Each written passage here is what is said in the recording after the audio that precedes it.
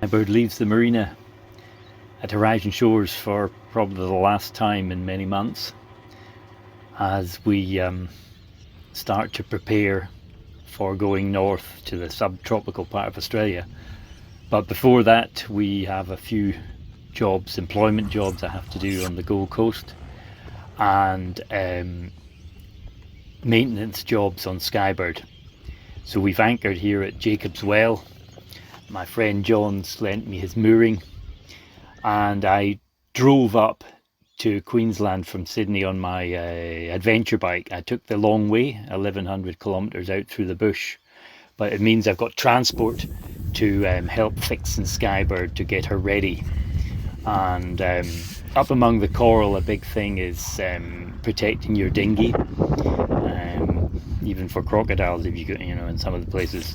So I just rigged this harness with a few bits of string to lift the dinghy, elevate the dinghy along the side of Skyebird, and it stops the extreme, growth of barnacles which you get in the really warm water above the Tropic of Capricorn.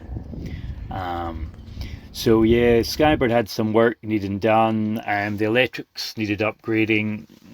The battery, one of the batteries was 7 years old, and I checked it and it was dead. So I got a new 120 amp battery to give me 360 amp hours of battery. Dinner time, really nice flathead. My favourite fish, a flathead. Just boil in milk with a little bit of butter, and then break off the flesh with some fresh noodles. And dinner aboard Skyebird tends to be pretty simple. Shopping, yeah, my friend John, we went to the market in Beenleigh, which is, it's a flea market. It's got lots of things worth going to. Next job, yeah, working on the winches. A 50-year-old boat. You can imagine things are pretty gungy. So this was my little halyard winch, little Lumar, and all the workings were all gunged up and sticky. So yet another hour job getting it all free and running. There's only 3 winches on Skyebird, and you don't really need any winches, which is really good. It's just a bit of a bonus. The electricals, as I say, this is the main switch, and I took it apart and look, it's completely smashed inside. As is the filter, it was rusty and needed a new filter. Big upgrade was, I believe this is the only handheld AIS system you can have. It's an ICOM, and it's a VHF and a digital selective calling system as well. But I've mainly got it for the AIS screen because I'm a single-hander mostly, and so it means you can have a sleep below, and you've got your AIS alarm. Not that you can rely on AIS, because not every vessel has got AIS, but all the big ones have, and the commercial ones legally have to have them. So that's the little screen. It's not as little as it looks. It's it's about 2 inches square, and as you'll see in later videos, it was pretty important when I was up the Sunshine Coast with some of these big ships around me. So yeah, it was pretty good.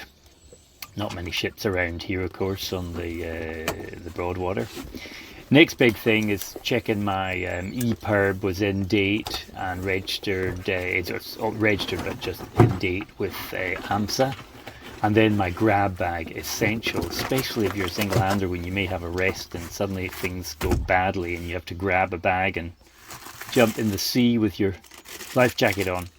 So the grab bag has got mini flares, which I use, for attracting attention when emergency vessels are near me. The big orange tarp, floating VHF, charged up, really essential VHF, and then a light, so you can attract attention with a light, and the PLB, of course, is essential, your personal locator beacon. You have that strapped onto you. I usually put it on my life jacket again, so if you fall in the drink and your yacht sails away on autopilot, as mine could, that's what you need. So yeah, all these preparations just give you sort of give you a peace of mind, so that you can say, well, you've done everything you can. And but most of the time it's pretty relaxing on Skybird, just enjoying eating some homemade pancakes, staring out at the mangroves, and